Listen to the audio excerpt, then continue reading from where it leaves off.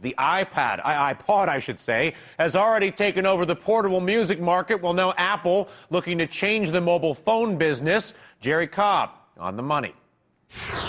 For gadget freaks, it's a match made in heaven. The cool design and functionality of Apple's iPod, married with the convenience and utility of a cell phone. After months of rumors, new reports that the Apple iPhone is finally going into production. iPod and Apple have the chance to come into this market and establish a standard, just as they did in the discrete market 4 or 5 years ago. And if they do that, then it's almost going to be game over for everybody else. No one knows exactly what the iPhone will look like. 2 versions said to be in the works, one that plays music, another that plays music and videos. But the cell phone market is crowded with competitors, and current music phones haven't been a big hit with consumers. Apple will certainly have a significant leg up because they've already figured out how to do that end-to-end experience that incorporates seamless synchronization with the library on the PC and then a way to buy music through the iTunes music stores. There's also a risk that the iPhone could cannibalize sales of the iPod, which are already slowing down. Apple will almost certainly have to partner with wireless service providers to sell the iPhone, something the company has been reluctant to do in the past. I think being able to work more openly with partners is probably going to be their biggest challenge.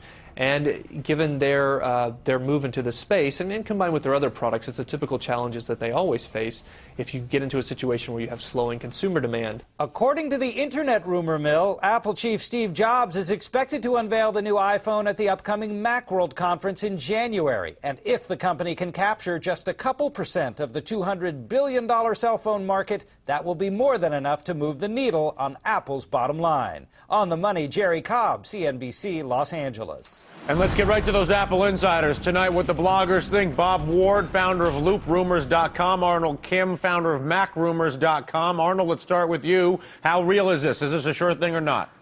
I think it's a pretty sure thing, actually.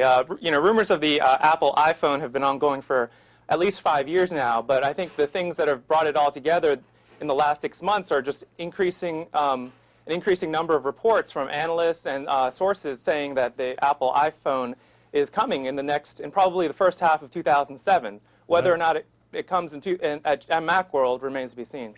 Bob, set aside for the fact that obviously it'll probably be very slickly marketed and it'll be particularly cool and shiny and something that'll be Apple-y. Right. Other than that, how is a phone that is an MP3 player technologically innovative?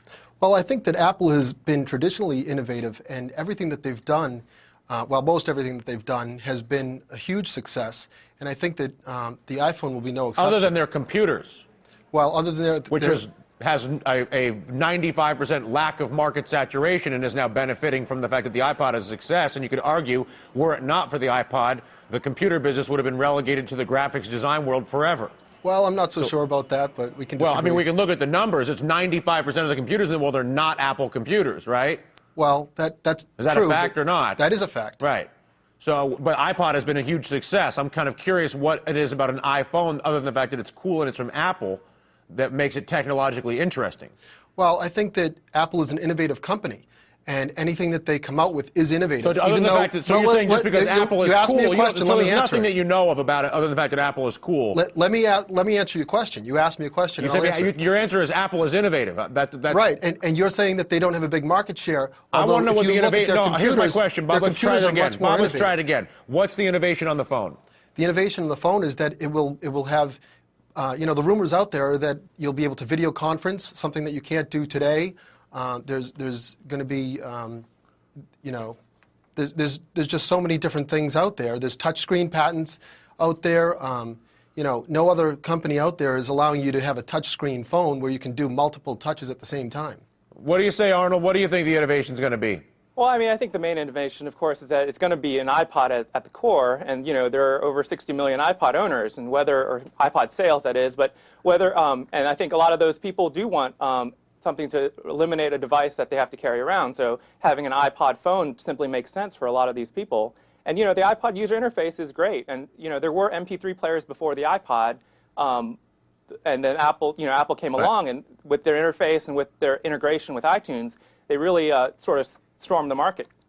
Gentlemen, similarly, I think. Go ahead, Bob. Oh. Or go ahead, Arnold. Oh, similarly, certainly that's what the appeal of the iPod phone is that Apple can bring this interface, the integration to a cell phone, and then, you can carry one less device around, and then, right, but I guess my point is, and it doesn't diminish your point at all, because obviously they're MP3 players first. My sense is that Apple will do this so cool and so well that everyone will want to have it. Your point is they're MP3 players before they were iPods, but the iPod was just easier and cooler. It's not that this phone does anything fantastic. There already are phones that have music players on them. Right, but those they're just not well marketed. They're not well marketed, and I argue that the integration and the interface are the main problems. People have trouble holding, playing the songs off their phones. There's interface issues. There's where do you get these songs from? I mean, Apple has everything in place for all these things to happen. No doubt about it. No doubt about it. Real quick, you want a last word, Bob? Well, I agree with Arnold. I think that Apple's got, their iCal, their Mail, their iPhoto, all these different software applications that are built into the future Leopard operating system, and all of those can be integrated into a phone, which will be innovative. Yeah. All right. Listen, gentlemen, thank you both for